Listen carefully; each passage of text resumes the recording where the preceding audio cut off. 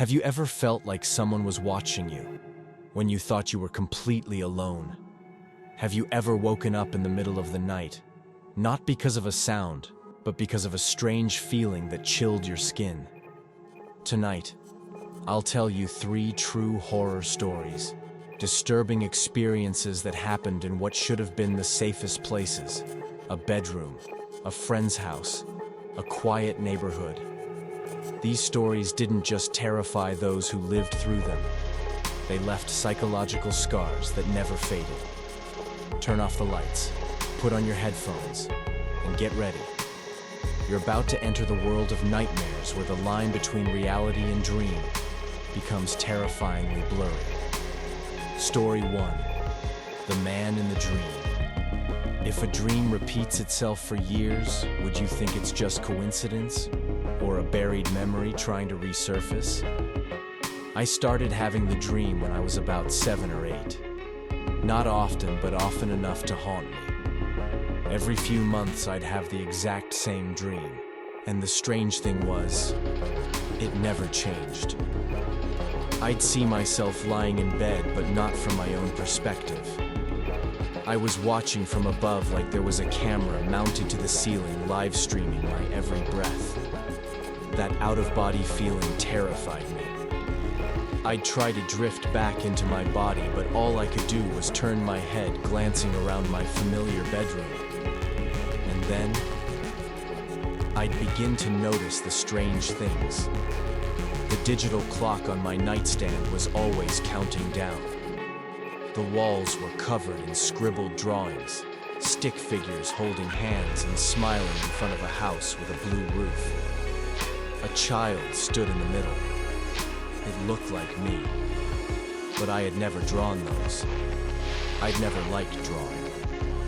Another detail repeated every time. My favorite toy train, the one I'd lost, was always somewhere different on the floor. It didn't belong there. I knew that. Then, I'd always feel the urge to look at the window. It was always the same. As I turned my head, I'd see the man. Short gray hair, pale skin, and a faded red scar over his left temple. He stared at me, then began scratching at the glass like he was trying to unlock it from the outside. That's when I'd wake up, heart racing. Sometimes I'd run to the window. Sometimes I was too scared to move. But I always checked, just to confirm: no marks, no one there. After the 4th time, I told my parents. My mom said it was just recurring dreams, normal for my age. My dad took me around the house at night. Nothing looked unusual, but the fear never went away. The dream stopped for a while. 6 peaceful months passed. I thought I was free, but I wasn't. One night, the nightmare returned, every detail identical, until I turned my head, and the window was wide open. Cold wind rushed in. I couldn't move. I was frozen in place for what felt like 5 minutes. My mind screamed, but my body stayed still. When I finally sat up, I ran to the window. Closed. Locked. Nothing. Months later, I told my parents the full story, every detail. The countdown clock, the drawings, the toy train, the scar. That's when their faces changed. My dad interrupted when I mentioned the scar. "Are you sure?" he asked. I nodded. He looked at my mom. They were silent for a while, then she spoke. When I was little, they had a friend named Brian. Not family, but close like family. He used to babysit me when they both worked. Then something happened. Something serious. My dad banned him from ever seeing me again. They never told me why. But Brian had a long scar on his left temple from a car accident. I didn't remember him, but the dream didn't lie. A few months later, I dreamt of him again. But this time, when I woke up, I saw something move outside the window. My dad ran outside. My mom called the police. They found no one. Just faint footprints in the grass. After that night, the dream never came back. But what still haunts me isn't the dream. It's the unanswered question. Was someone really standing outside my window every time I dreamed of him? Story 2. The man behind the window.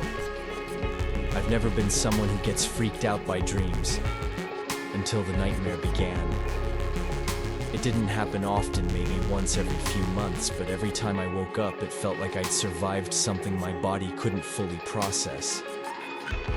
In the dream, I wasn't asleep like normal. I was hovering near the ceiling, looking down at myself in bed like a hidden security camera. That floating feeling was horrifying, like I wasn't in control anymore. I tried to swim back toward my body, but I couldn't move my limbs, only turn my head. Then I started noticing strange details. The digital clock next to the bed wasn't counting forward, it was counting backward.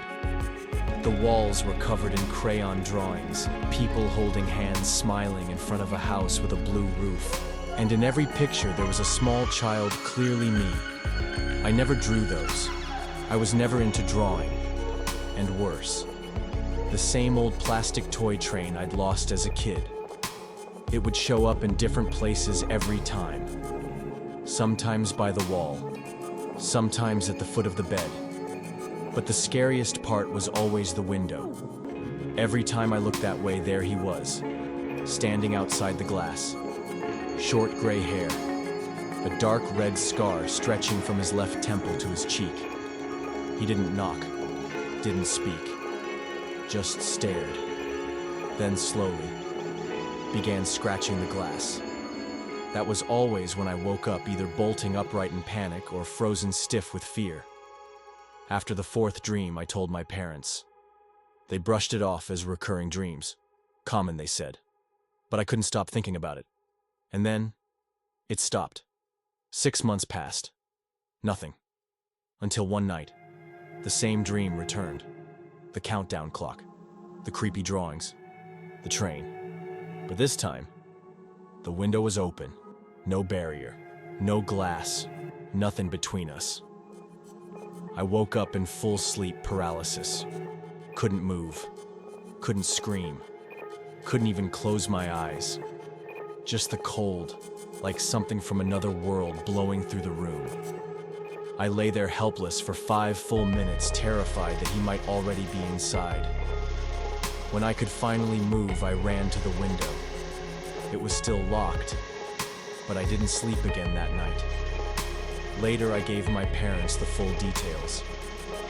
When I described the scar, my dad suddenly fell silent. After a moment, he told me something. There had once been an old family friend named Brian, Uncle Brian, they called him. He used to watch me when I was little. Then they cut him off completely because of something serious. He had a scar, just like in the dream, from a car crash.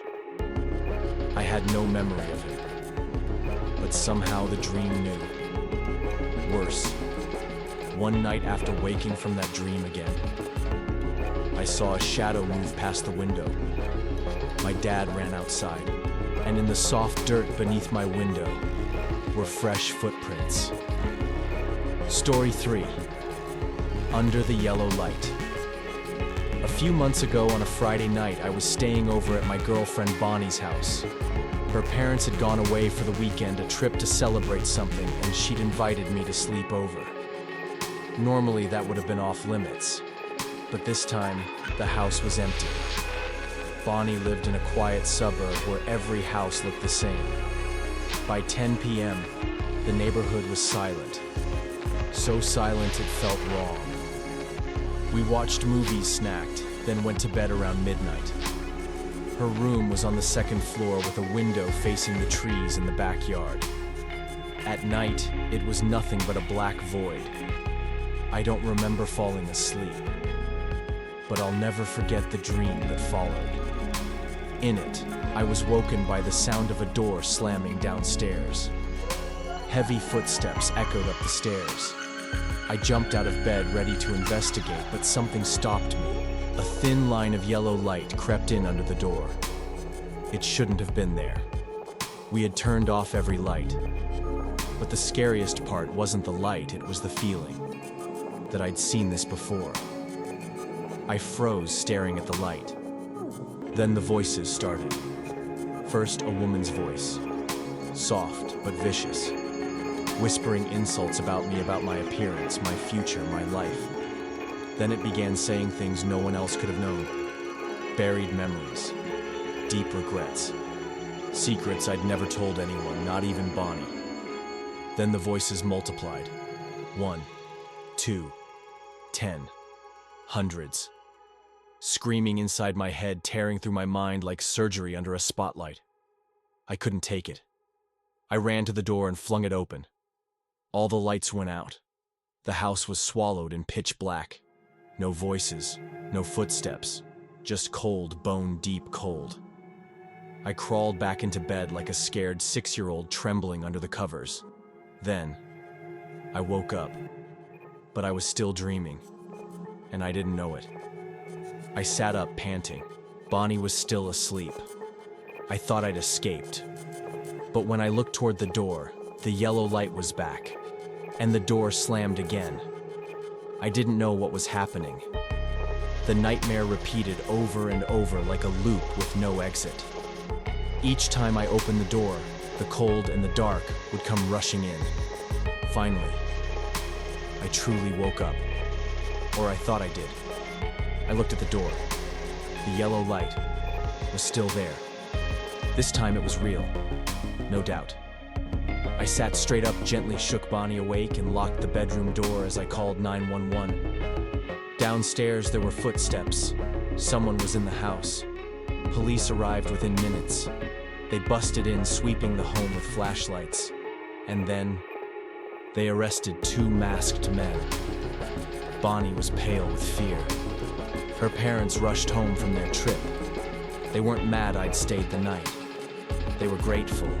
A week later, Bonnie told me the 2 intruders had seen a Facebook post about her parents' trip and assumed the house was empty. But what I can't forget isn't the break-in. It's the dream. It knew things I've never told anyone. And that yellow light under the door, I still see it whether my eyes are open or closed. It doesn't block my view. It just lingers, like a silent ghost. Closing narration. Thank you for staying until the end. These stories aren't just meant to scare, they're a reminder.